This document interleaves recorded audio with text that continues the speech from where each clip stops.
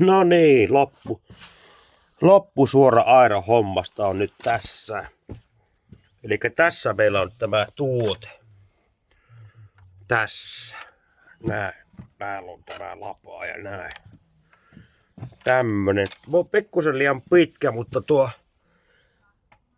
tuo rumppi, niin sanoit se voi tuoda sirkkeliin oliko se mishikaani vai mikä se viskonssi vai jostakin, niin tulee tässä käväsemään kaveri, niin se lyhentää tuosta parikymmentä senttiä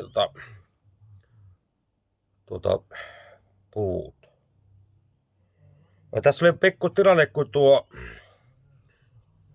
entiset ruuvit oli niin huonoja, että niin tuo Orpohan se keksi heti tuossa, kun soitteli sille, että kun pitäisi rautaa saada, niin uusia ruuvia, niin meillä on tuolla se kaivos tuossa ja sitten se puutti niin sanoi, että silloin kaasua, niin voi sitten sulattaa sitten ne. Niin ne teki mulle uudet ruuvit tuohon aeroon. No niin, on ne kyllä ystävällisiä immeisiä. No, mutta pitää kato kysyä, niin silloinhan se homma toimii. Näin. Kannattaa soitella. Joo.